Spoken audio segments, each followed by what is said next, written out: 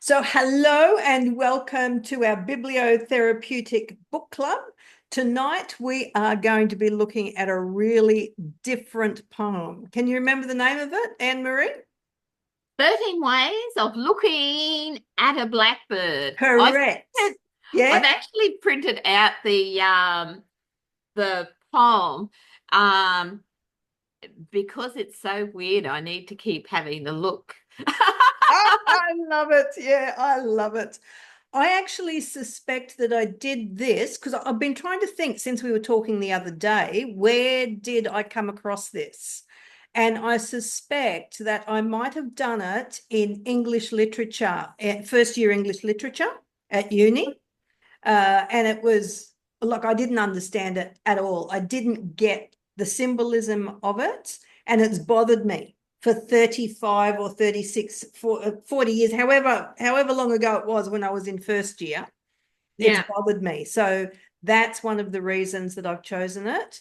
But also, just to lead into our discussion on this, I'll just touch base on why it's bibliotherapy. So, firstly, bibliotherapy is actually a part of psychoeducation. It's a secondary part process of psychoeducation, which makes it one of the allowable focused psychological strategies available to mental health workers in Australia. And bibliotherapy has a methodology of four different stages.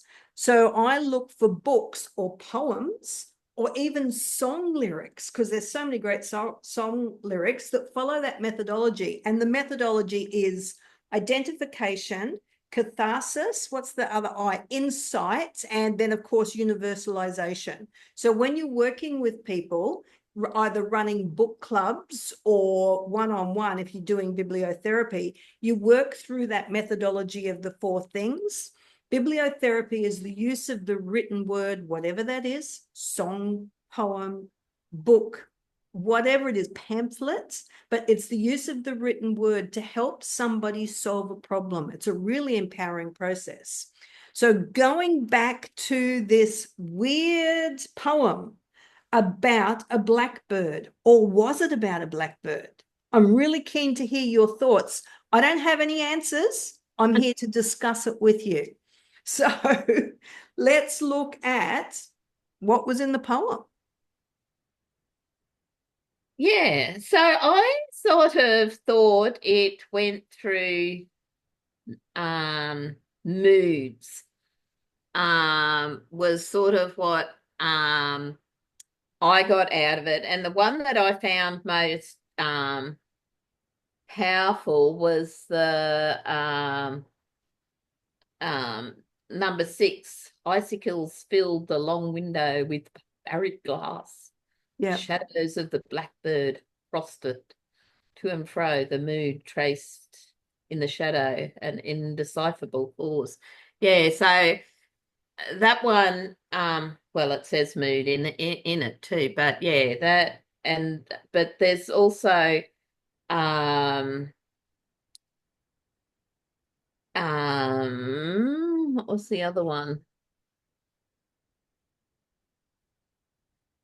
Yeah, like the number 7 sort of sounded like wistful. Um yeah, so yeah. So what was it about those two stanzas? And obviously you've already indicated that the stanzas are numbered Mm, because you've said, what was it, 6 and 7? Was that, I haven't got it open here. Let me pull it up. yeah. Um, so I've gone too far. I know the one about the icicles. So that's number 6. Icicles filled the long window with barbaric glass. The shadow of the blackbird crossed it to and fro. The mood traced in the shadow, an indecipherable cause. Yeah, I particularly liked that. But before I tell you why, you tell me, what was it that you identified in that number 6 there? Well, like I said, just um the way it made me made me feel that it actually um it I felt that it had I know a depressed sort of a mood. Okay. Yeah. Just I'll come back to that depressed sort of a mood. I just want to say hello to the beautiful Suzanne there. Hello. Hello, Sorry I'm late. How hello. are you? I'm really well. How are you? Good. Yeah, great. I love your background. I thank you. I'm a bit of a Frida freak. So Frida Kahlo, Mexican artist. Love her Yeah, work. I love Yeah. her. I've Yeah. been to her house in Mexico City. Oh, Oh man. So cool. You just get around so much. So, Suzanne, let me introduce you to Anne. Oh, and Jani's here too. Hey, Jani. Jani, no, she can't hear us. Okay. Jani will jump in. But Anne Marie and Jani, this is Suzanne. Now, Suzanne is based in Cairns, but she flits whenever and wherever. She is everywhere. So, Suzanne and I met in Hobart. We were both at Andrew Griffith's setting up a business speakers business. No, that came out the Pick wrong your month. business. Yeah, but Andrew will kill me for that. But sorry, Andrew. Yeah.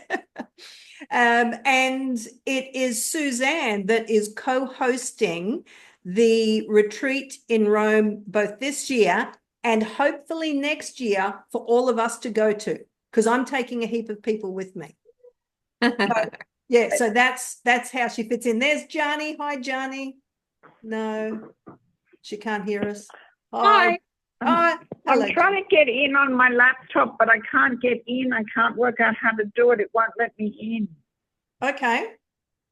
All right. Well, we can see you on your Is there phone. is there an easy meeting ID? No. Oh, actually, there I've typed is out the one that's on LinkedIn, but it's not letting me in. on LinkedIn or on the blog post. So if you go into the blog post, it's at the bottom of the blog post. It has, if you need an ID, this is the ID number This is in your thing, in the blog post. in the blog post on LinkedIn. Yes. Yeah. So if you go Oh, into the okay. actual blog post, yeah, that should help you. But while you're doing that, we'll just continue talking. So, Anne Marie, getting back to you, and the key word there was you liked the depressed mood. It was the depression that was contained in that stanza. So, were you in a depressed mood when you were reading it, or is that because of your history as a mental health social worker that you've picked up on how somebody else is feeling? yeah, no, I just thought it was interesting that it provoked that feeling in me. I wasn't feeling depressed or anything. It was just that, and like only as a momentary thing, but just that it could provoke the feeling. Yeah, yeah. Whereas in me, it provoked terror because of the cold, those icicles. Yeah, and as you know, I'm terrified of the cold, thanks to getting frostbite when I was living in Alaska. So anything But where you love Tassie. I know, go figure. I do, yeah, and I love Rome, and it gets Yeah, bloody cold in Rome. Rome's actually my favorite city in the entire yeah, world. yeah, yeah, yeah. Yeah, just I adore it. Yeah, Yeah. See, yeah. I just saw the icicles as being symbolic, sharp shards. Yeah, okay. How very interesting. Like jail cells almost. The bars to keep you inside. Yeah, Yeah. very interesting. Yeah. So how about you, Suzanne? How did you go with this poem? What did you think about it? I We've got really, some, Sorry. yeah, we've got echo because you've got two going, Johnny, I think. oh, I thought that was me. Okay. No, No, I was like, is that yeah, me? yeah. No, Oh, it it's is me. not. I can. Yeah. Yes, sorry. Um, yeah, funny. I really resonated with the bits that I found more sensual. So the man and the woman and the blackbird as one, but also I really like the of three minds like a tree in which there are three blackbirds. I found that really visual. Um And I guess I was trying to think about, and look, I didn't have as much time. I meant to go back to the poem again. I really wanted to spend more time reflecting on it and analyzing it. Um, but thinking about that sort of like what is the spiritual meaning of the blackbird, or what's the metaphor of the blackbird? Is it that, the three minds, is it that each blackbird has their own sort of personality almost? Like that Very reason. interesting. Yes. Yeah, I was wondering, I guess, about the sort of um the psychological thing of it. Mm. There's So like mental just health connotations or picking up, well, that's interesting because of the term black with the Mm, black true. bird. Yes. So that's interesting that you've picked on that. But just picking up on you haven't had time to analyze it. I was just telling Anne Marie that I think that I came across this poem first in first year English literature. So however long ago that was, almost 40 years ago, and Yeah. I'm still analyzing it. Like going back to it. Yeah, yeah. Yeah, because it had such a vivid impact on me trying to work out what is this and how does this fit into English literature, because it's supposedly an excellent poem. It's one of his very famous poems. And as a young woman, I'm going, what the fuck? Yeah, what's so good about this? And often when you're in English, I mean, I'm sure it was the same for you, like somebody else is analyzing it for you. And I think like the little that I've read about this, he deliberately left it loose, Absolutely. so that we can kind of keep coming back to it and getting our own perspective. Now, I think often when we read anything, poem, song, a piece of public writing, a book, the personality of the reader and what's happening in our own life at that time absolutely affects and alters the way we interpret the words on the page. But the words on the page here are very, very interesting because of the way he's structured it with the numbers as well. But let me just pick up on Jani. Jani, let's hear from you. What did you think about this poem, Jani? Well, I did read it lots of times, and I must be very young because I still thought, what the fuck? That's why you laughed when I said it. Yeah. Don and I just we went to visit my father, and we went and had something to eat, and I read it to him while we were having our food, and he said, okay. And I said, well, I'll show it to you, so tell me what you think. And then he read it all, and I said, what do you think? And he said, this is really good writing. Whiting. Really good whiting. We were whiting, and he said, this is really good whiting. So that's the opposite of the black that Suzanne and I have picked up on. Yeah, how very interesting. So we were eating whiting, so he said, this is really good whiting. And I said, oh, so what do you think of the poem? And he said, that's it. That's what I think of it. I don't have the faintest. It depends what you think the blackbird means. Well, the reason why I'm not sure what the blackbird means is because I did try to read up on Wallace Stevens to try to give me some insight. And I've got to say, what I read about him, I'm not sure I would have liked him very much. I mean, he's quite good now for some time. Yes. Pre my birth. And so, yeah, I'm not sure I would have liked him. He's got quite different politics and ideas to me. So so I thought, oh, I wonder what, I was trying to see, okay, what kind of guy is he? If I know what sort of man this was, then that might help me to understand the poem a bit better. Yeah. He had some interesting things that happened in his life. And I wondered what was, how that was connected to this. So I didn't know if it was about racism. I didn't know if it was about politics. I wasn't sure if it was about his idea of nature. Yeah, and that's interesting too, because they're the things that you are inherently interested in. You are political by nature. Well, there's the word. You are political by nature. Yeah. You're environmentalist. Nature and climate is very important to you. And there was one other thing that you said now that I can't remember. Sorry. Religion. Racism. Yeah. So of course, Yeah. you're really into everything DEI, particularly racism. So that's spoken to you in the poem. Yeah. Which were your favorite bits of the poem, Johnny? Hang on a minute. I'll tell you in a second. If you want to go to somebody else while I have another look at it. There were a couple of bits I liked, but I just can't remember exactly where they were. Oh, I liked this bit. I didn't like, I'll tell you the bit I didn't like. I do not know which to prefer, the beauty of inflections or the beauty of innuendos, the blackbird whistling or just after. I didn't particularly like that, and I didn't know why. But I read that and it went, ugh. And then I did like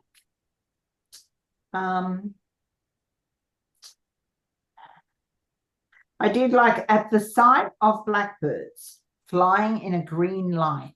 So when I think of a green light, I always think of that weird light you get just after rain, which I love that light. There's a name for it, I can't remember.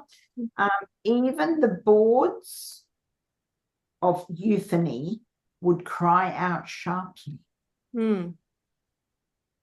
I thought that was very interesting. I liked that. When I read that, I liked that bit. What do you think it means?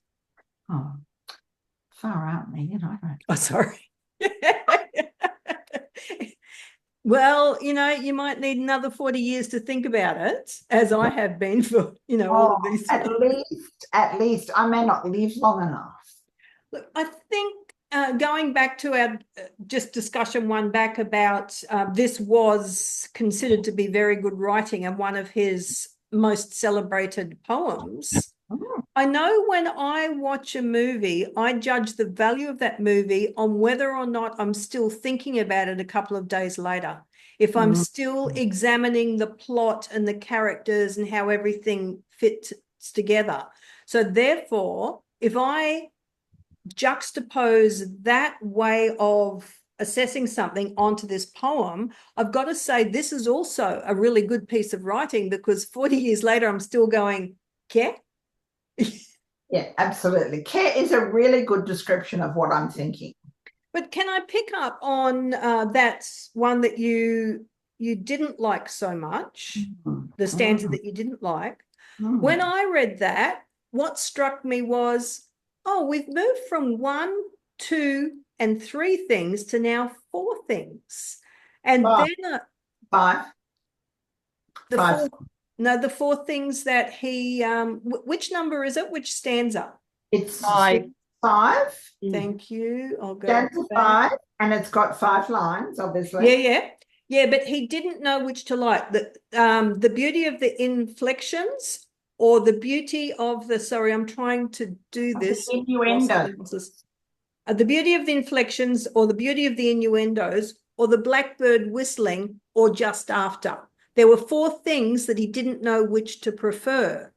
So then I started thinking about what's numbers got to do with this? Because this is a poem where he set the stanzas out with the Roman numerals, which I think is also very unusual, particularly for his time. I've never seen another poem done like that of his time. So the first thing, we've got 20 snowy mountains, but only one thing was moving, the eye of the blackbird. So he introduces this idea of numbers immediately. I was of 3 minds, like a tree, a single tree. Yeah. I thought that was body, mind, and spirit. That was the first thing. Okay. So what do you guys think of that? Body, mind, and spirit? One of you? Potentially. Yeah. Or he was just writing random words on the page. Could be, yeah. That did occur to me, yes. As Freud famously said, sometimes a cigar is just a cigar. It doesn't always have to be a phallic symbol. Sorry. Sorry. Did anybody else wonder if he was some sort of drug user? It's a serious question. What you found on your deep dive into him, because I just looked up ChatGPT. I was like, yeah, there were many, many famous writers who were on drugs. he was kind of a bit before that Beat generation, wasn't he? Yeah, but he was an alcoholic. Oh, yeah. He had stomach cancer. Yeah. But he got really drunk and had fights with Robert Frost. Oh. Hemingway. He knocked Ernest Hemingway. Ernest Hemingway knocked him out, I think it was. Yeah. Yeah, I reckon Hemingway could have been, 6 of one, half a dozen of the other there. Yeah, I think you're right. I think you're right, Suzanne. In terms of drugs, this could have also overlapped with the opium years. So, I don't know. Yeah. Yeah. Died in 55. Yeah. He might not have been on drugs. He might have been. This could be really metaphoric, which brings me back to the blackbird. What is the blackbird symbolic of? Now, we know the term blackbird as something else, which is when the people were stolen from the islands and they were forced to work the cane fields. That's our understanding of blackbird. Sorry? The Kanakas. Yeah, the Kanakas. Yeah. And that's a terrible use of the word blackbirding, but I don't think that's what it means here. The eye of the blackbird, among 20 snowy mountains, the only thing moving was the eye of the blackbird. So this is what I'm thinking. That's on the outside. He's narrating this, so he's inside a safe house and he's looking outside, and the blackbird against the white snow is obvious. So Anne-Marie and Johnny, you might remember if you've done any of my trainings where I do the black dot.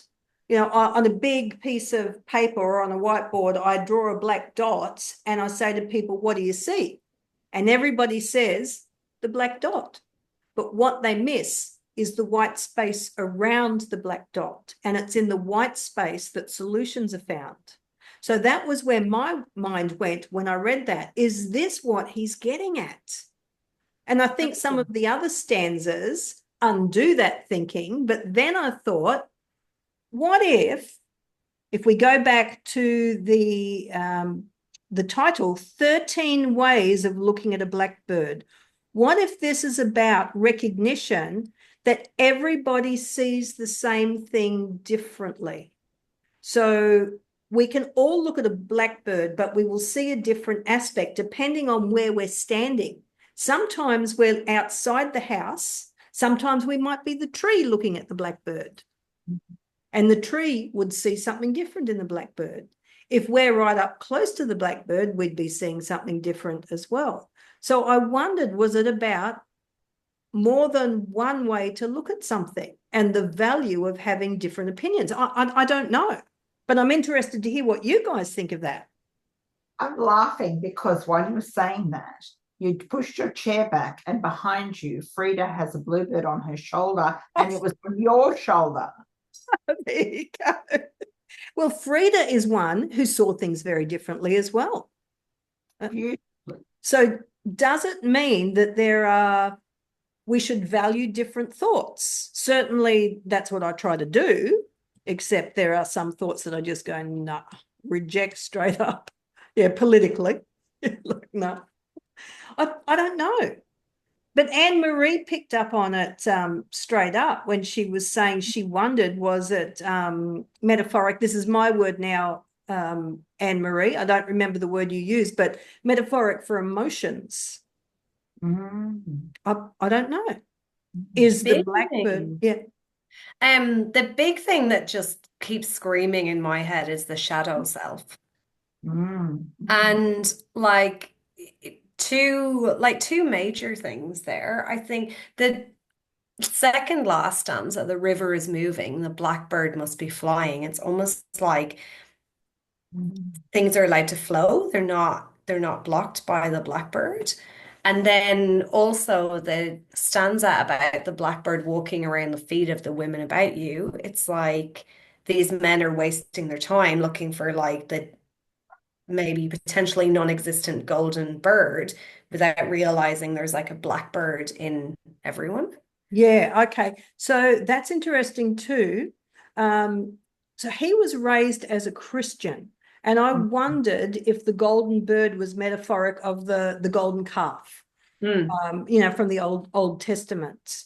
And is it the skinny men or the thin men of Haddam?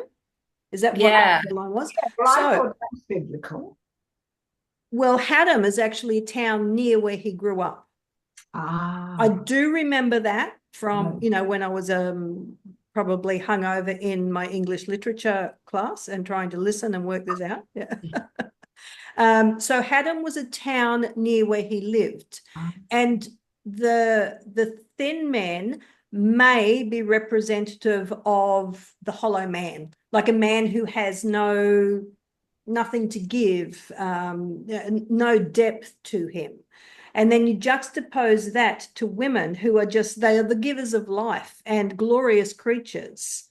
And here the blackbird is walking around their feet, like almost paying homage to them. So again, I wondered, is the blackbird positive emotions? I don't know. Anne Marie, we haven't heard from you for a while.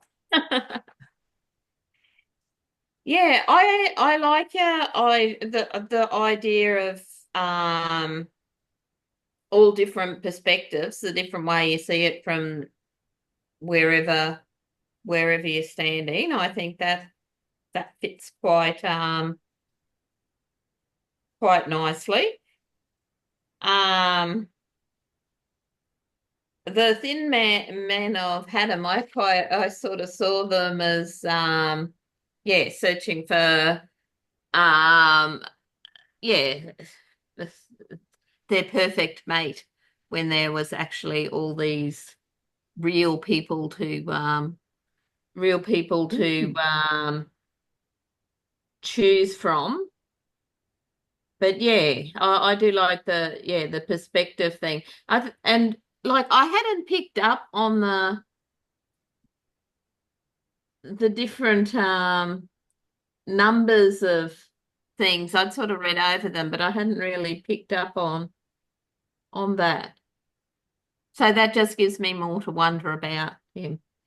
Well, I was aided in thinking about that by the book Draw, Okay. because of the way they put their words on paper. They're very clever with their wording. Yeah. Yeah. So I looked at it through creative eyes, going, is this just a sign of creativity or is it something else? And obviously the cadence of this poem is written to represent, is it Hakai? Is that how you say it? The style of poetry? Haiku. Haiku. Haiku, yes. Yeah. But it's not really. No, it doesn't fit the number of syllables or the cadence of it, but it has that look, the way it's set out. So interesting. But what I really want to know is, what insights have you gained from reading this? Not interpretations or wondering, but what insights?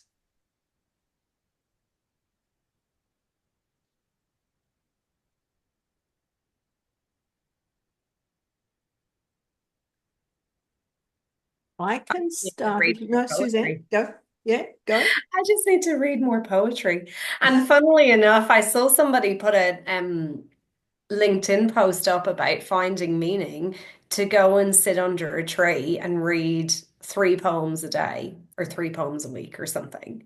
Yeah. And reflect on them. Yep. Yeah. Do you follow on LinkedIn Dr. Swan Dow? I saw you sharing I saw you sharing a post. No, I don't, but I will. He's absolutely amazing. I love his work. He's Yeah. very reflective, and He's very creative. So he's right into anything poetic. And the way he writes is just so poetic. If Paul dies, I'm marrying him. Right? Don't think you're in the on the money, Couple honey. on that list. He's not in the money, honey. No, I know. Yeah, and I don't wish for Paul to die either, but yeah. I'm just And one could be confused by the number of people you've said that about. that I want them to die, or that You've got a list already. A laminate. my next husband, yeah. Yeah. That's okay. Yeah. Oh, I'm going to marry them when I grow up, I usually say, and I'm never going to grow up. So there's no fear in this ever coming true. It's all right. But Dr. Swan, I really like his ideas, Suzanne. Yeah. So he's a great person to follow. Yeah. So Jani, she's saying yes. And Marie, have you followed him at all? I've read what you've linked, and have thought it was really good. Yeah. He also wears beautiful red coats. Like I'm there. Yeah. Oh my goodness, matchy. I know. Yes. Yeah. So how does this fit into your life? Like what insights have you gained from reading this poem? I've sort of linked it to so with the draw group, I attended a summer school thing with departing I can never get it quite right. Departing radically from academic writing, yes. So I attended a summer school with these ladies, and one of them read The Old Turtle and the Broken Truth. Don't you see that? And so she read the book, and then we had to write from that, as a provocation sort of thing. But in the book, it's got, the truth crashed down to earth and broke into lots of pieces. And everybody, when they found their piece of this beautiful truth, believed they had the one and only truth. But eventually they needed to put all the different truths together. Yeah. But it reminded me of the same sort of thing, the different perspectives, and so it's linking it to other work. Yeah, so that's interesting because that absolutely fits with the way I analysed the poem, which was 13 different ways to see something. Yeah, so that's interesting. Yeah. And for me, that was a real reminder to not get stuck in the one way of thinking. One of those little crystal prisms that many people hang off their roof, and they throw different coloured lights all over the house. Depending on where you're standing, you see a different colour. Different colour is revealed to you. So that's the same as the different truths, or the 13 ways to see a blackbird. But yeah, how about Suzanne and Jani? How does this fit into your life? What are the insights from it? I think that idea that, there is more than one perspective, but also not getting caught up in the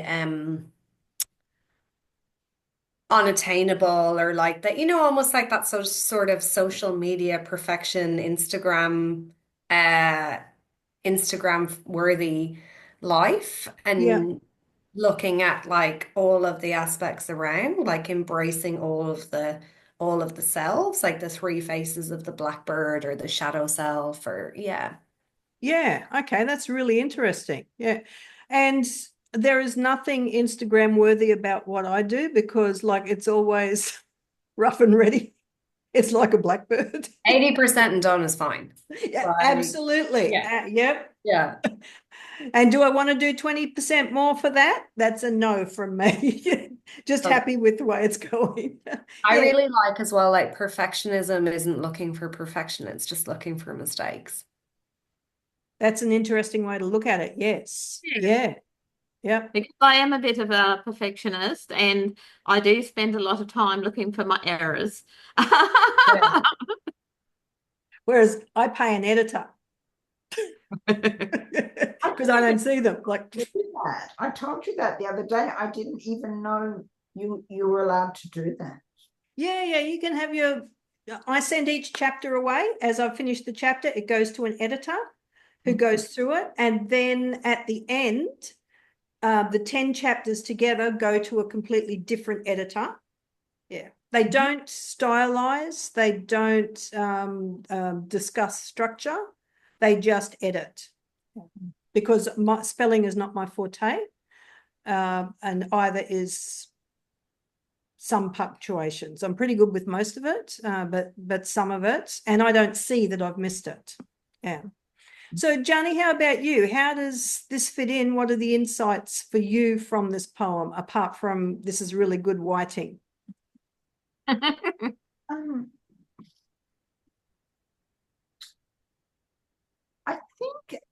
I guess one of the things I did think it was trying to say was that you shouldn't just get an idea and hold on to it. You know, like the thin men have had them, you know, like, why do you imagine golden birds? You know, don't you see the black? So like, you know, like you've got an idea that a golden bird's a good thing, but you know, what about the blackbirds? I thought that, I don't know, that was what that meant to me. And the thin men had them, I thought that was a biblical reference of some, I thought Haddam was in the Bible or something. Oh dear, don't tell my Bible teachers that I've said that. And so I thought, you know, the shallow people of some cultural, you know, edge or something. So I suppose I thought, you know, like have a more open mind. But then when I read about him, I didn't know whether he did. So then I was a bit confused.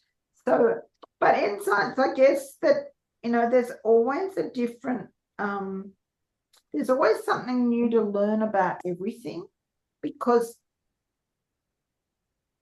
I knew it was meant to be a really good poem, and I knew he was meant to be a really good writer. And the first time I read it, which was after you know, said it was going to be the poem, I thought, okay, all right, so I'll read it. And then I thought, oh, far out, I've got no idea. And then I thought, well, maybe that's part of it. Maybe you're supposed to be confused and you have to accept that you don't know everything. And that's always a good thing to know, because I mean, nobody knows everything. That's really good insight, I think. Yeah. The thing is, nobody knows everything. And even when you think you've got something, you know, like you've been reading about something, I've been thinking about a way of doing something, and you think, oh yeah, I know what I should think or do about this. And then suddenly something comes and jumps on you or lands in your door or something and says, oh, no, you don't. Could be a peck from the blackbird on your ankle saying you don't know it all. Yeah. I'm probably one of those women with the blackbirds around their feet or something. Yeah. I don't know. I thought that was a little bit confusing, because I was sort of thinking of the blackbirds as alternate women, and then but they're around the feet of the women as well. And yeah, I just had a bit of trouble getting my head to fathom that. That's interesting, because women can be nasty to each other. And one of the books coming up is a colleague of Suzanne's and mine, from Perth. Do you know that we're doing that book, Suzanne? Yeah. So Sisterhood, it's actually not even out yet. So as soon as it comes out, I'll be sharing it. So get it. But it's about how nasty women can be to each other. Yeah, so that's interesting, Anne-Marie, that you picked up on that. Yeah. And I'm going to try and get the author to attend so she can do a bit of an author talk about it too. So we're not left guessing, so that we can cut through the metaphors. Although I don't think she'll be writing in metaphor. It's going to be more business writing. But she's a bit of a go-getter. And she speaks Italian. So I've told her she has to come to Rome with us next year as well, Suzanne. So smart. Yes. And Suzanne, just so you know, Jani is one of the ones who's interested in coming. Oh, yay. Awesome. Yeah. I would love to. I'd love to go to Europe again. I went to Europe a long time ago, and several times, went backwards and forwards because I lived nearby. And yeah, I love Europe, and I haven't been since 2008. I haven't been to Rome since I was in uni, and I'm really looking forward to having like a different experience with local knowledge and things that I've never seen. And Yeah. And that's actually what convinced me to do the retreat, because Angela is going to just bring a totally different perspective. Yeah. And the connection, and it's going to be. So I'm all in for that. Yeah. And tell Angela that she has to leave some room for me to do my book launch, because I'm going to do the book launch as part of the retreat. Yeah, amazing. Yeah. Johnny. Your retreat, Suzanne. That's your retreat. Yeah. And you're doing that this year though, aren't you? September, yeah, but we'll do, so the plan is if we sell out this year, when we sell out, self-belief is my word. Correct. When you we'll announce the next year one in June. But we've also got, if any of you have got networks in Sydney, men as well, we have an International Women's Day event on the 7th in Sydney, which is going to be like a little bit of a taster. So people actually leave with a strategy. It's more for sort of that one's more for like SME business owners and leaders, and they leave with like a profit pulse worksheet, a well-being strategy, and so it's not the usual. And didn't I see that you've got an online version of that, or did I dream that? I started Thrive 360 this week, which is like a 12-week online. Okay, so yeah, it really should be a year, but I'm doing it because it's 9 modules. It's kind of making me create the content as well, so it's self-leadership and health. Yeah. So do you want to tell Anne-Marie and Jani what it is that you do? Because they possibly don't know. So I have 2 transitioning careers. One transitioning career, one that pays my wages. So my background's as a physio. And essentially I marry my allied health experience, the 8 years I've just spent growing and scaling 3 clinics in Cairns and Cooktown. So I own Wellness Embodied, which are 3 multidisciplinary clinics. So my leadership training and experience and so on. With health coaching to give people more vitality, to get the most out of life, essentially.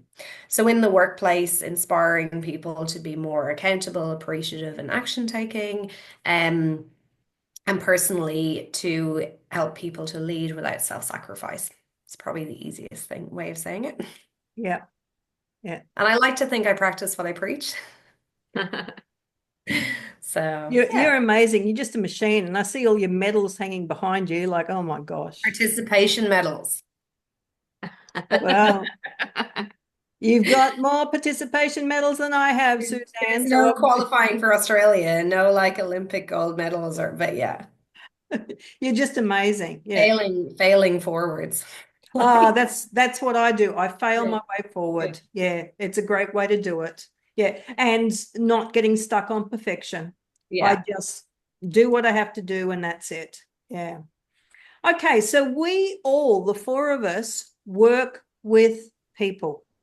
What type of person would you recommend to read this poem?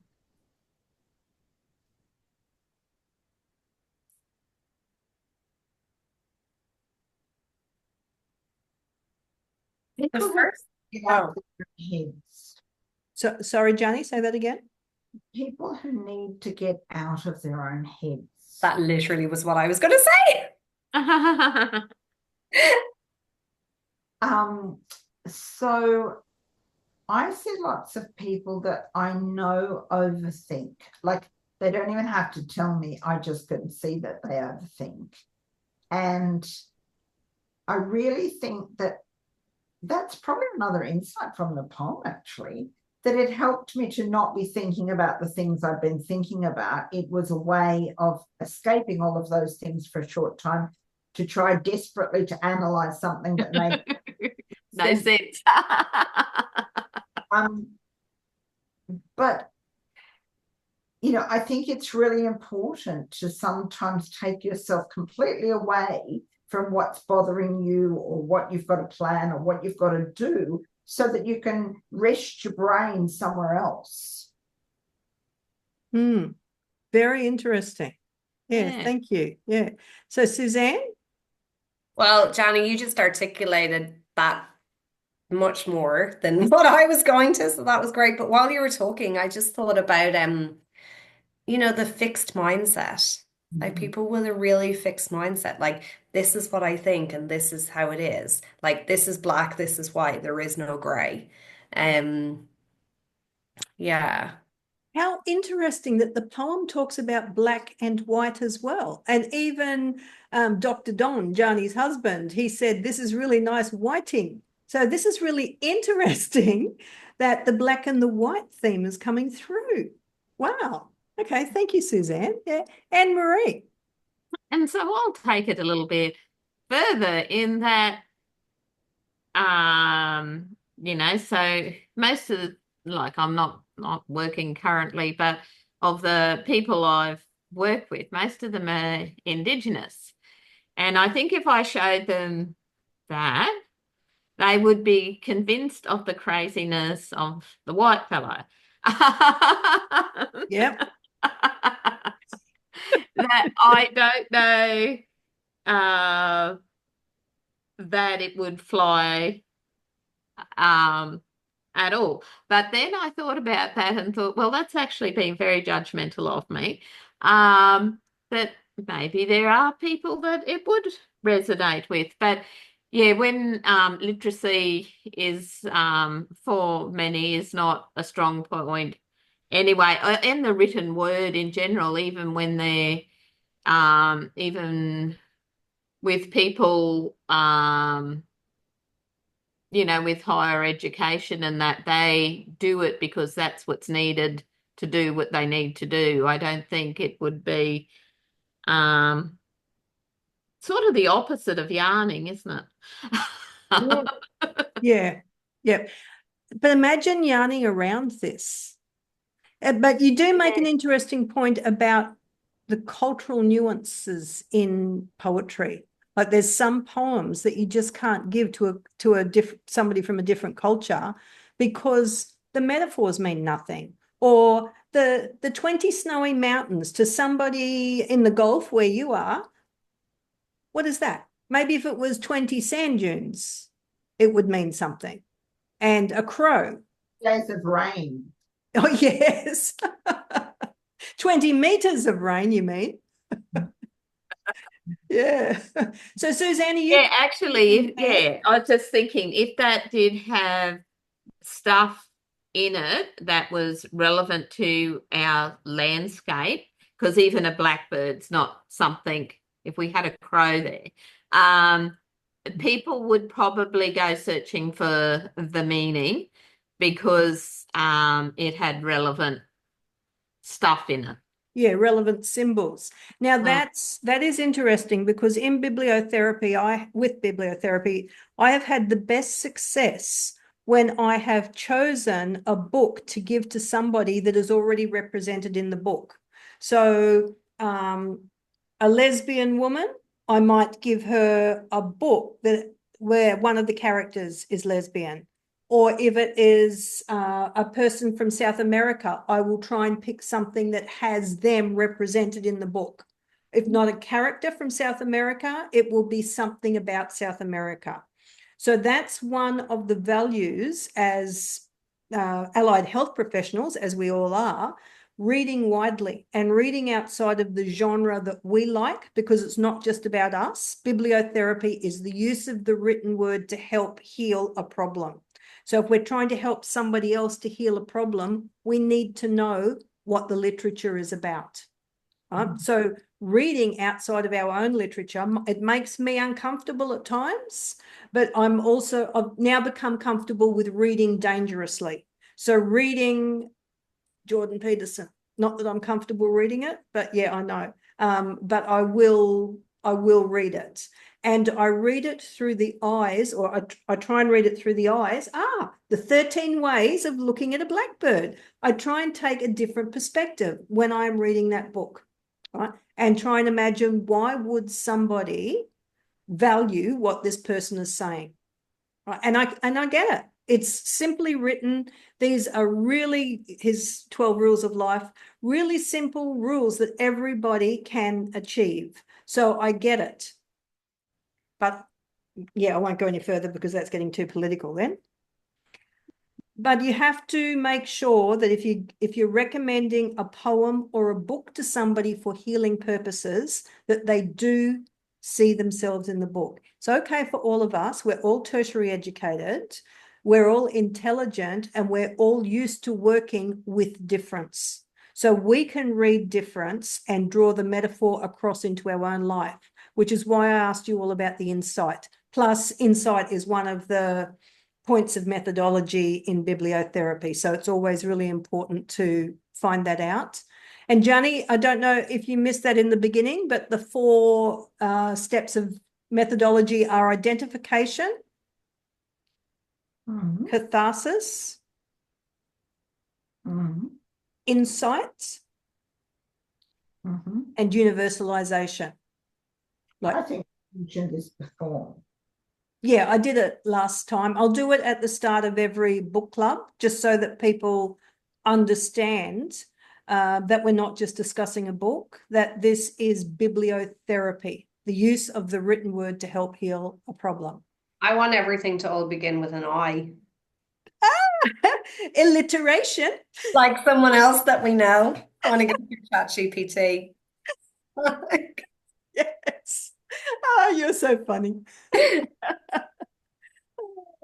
All right. So are there any last minute thoughts on this poem before I introduce what the book is for next month?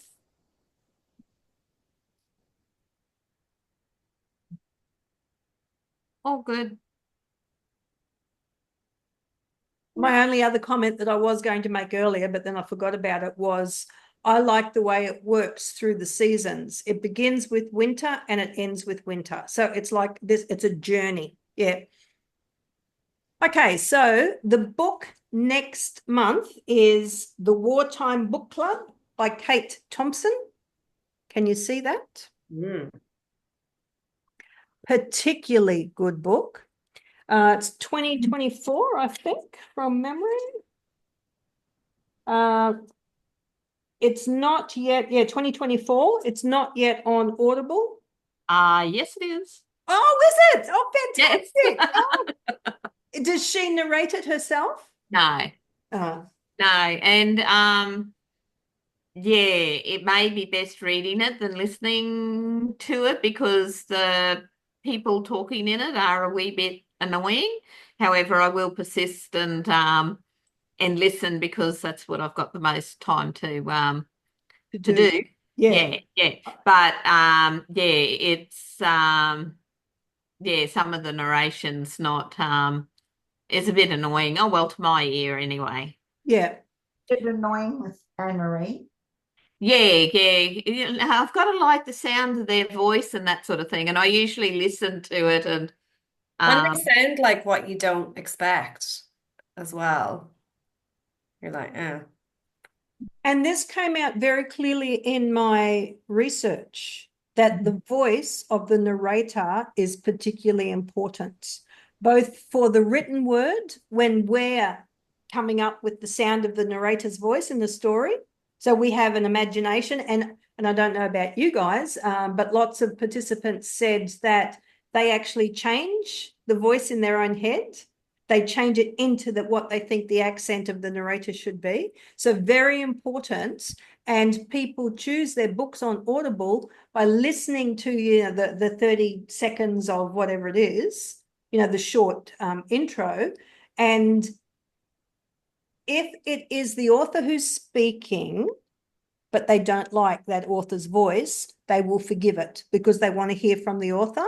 But if it's not the author, if it's a paid narrator and they don't like the voice, they will not buy it. So I found that fascinating. Yeah.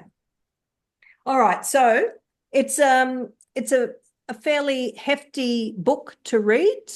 I did it in 3 days. I could not put it down. I was even in the bath with it. I had the best 3 days.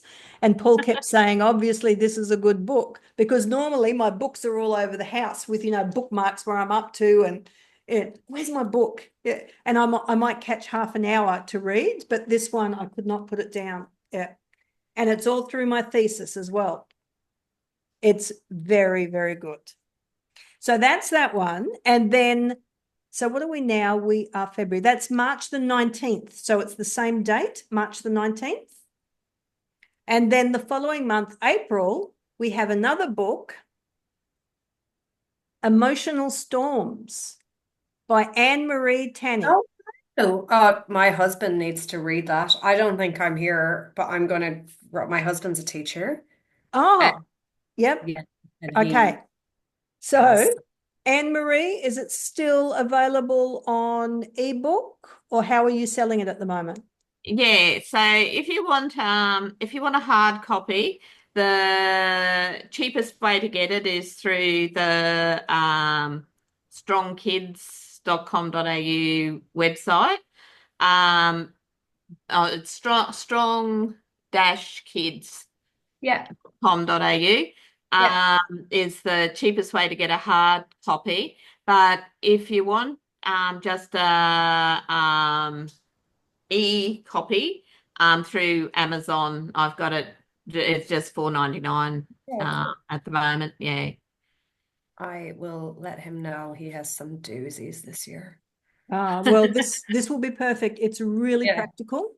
And even though Anne-Marie has written it for classroom teachers, the practical exercises in it and the practical information is great for parents. It's a very good book. Plus, it got launched on Norfolk Island, so I thought that was pretty neat. Yes. But we didn't drink sufficient wine afterwards. And I have apologies from Cardine, who was supposed to be presenting a poem tonight. She was going to do the Owl and the Pussycat, which has significant meaning for her as a result of adverse childhood experiences. But she's on a retreat this week. And when we locked this date in, she actually didn't know if she'd be accepted for the retreat or not. So great apologies for her. Good she did then, yes? Oh, yeah, absolutely. Yeah, so we've swapped her. She's ages away. I think she's June or something like that. Yeah. So thank you, everybody. And just for Jani and myself, or Anne-Marie, you're welcome to come to Rome with us too if you want. But we're both saving madly. And Jani, I wonder if you need to look at doing a Churchill Fellowship and including a retreat in Rome as part of that fellowship. The info sessions are now. They're taking place around it. Where are you based, Johnny? There's one in Cairns in March. Brisbane, yeah. I've got a few things kind of in the air. Too much. Yeah. All right. Enough spoons, Yeah. Okay. So I'm going to put it the following year. 1 minute at the end of this, Megan. I want to tell you the latest update. Yep. Okay. So, Johnny, I'm putting in for the fellowship the following year. And because I'm the same. I cannot do another thing in my life at the moment. And my submission date has been brought forward by 2 months. I now need to send to the editor the 10 chapters has to go to the editor in June for a submission to the university in August to be able to graduate in November. Wow. Yeah. Yeah. So this is now the time where nothing else is getting done in my life. This is it. It's a good thing you've already read that book. Which book? The one for book club. club. Yeah, the Wartime Book Club. Yeah. Yeah, but I'm using it as part of illustrations in my thesis as well. Yeah, yeah. And you'll see the bits about Bambi that's in here. Like as Yeah. soon as I read that, I went, oh, that's going straight in. Yeah. Yeah, very, very good. All right, cherubs, wonderful to see you Thank all. you so much. That was great. Yeah, Thank you for very coming, interesting. Suzanne. Yeah. Meet you, Suzanne. Lovely to see you again. And Marie, can you just tell me, Boris, the first book of Boris? How Yeah. can I get hold of that? I've got the second book; it just arrived a little while ago. But what about the first book? How can I get So that? there's only one Boris one as yet. Oh, Yeah. I thought there was another. The other one is getting illustrated. Oh, okay. All right. Sorry. Yeah. I thought the one I got was the second one, but the second one's in the pipeline. That's right. Yeah. So the first one's like anger and the second one's anxiety. All right. Okay. All right. Yeah. No, I want them for my grandchildren. I haven't read the one I've received. I haven't read that yet, and I haven't read it to the children yet, but it's Yeah. a list of things to do. Yeah. Oh, the illustrations are I just love lovely it. in it. Yeah. But it's a really cute story. I love it. I think Thank you. I'm Yeah, so humbled to be surrounded by all of you very famous authors. See you next. Yeah, yeah, yeah. All right. Okay then. See you. Cherubs, Good night, everyone. see you. Bye. I talked Bye-bye. a minute, Megan. Yeah. Yeah. See you, everybody. Just one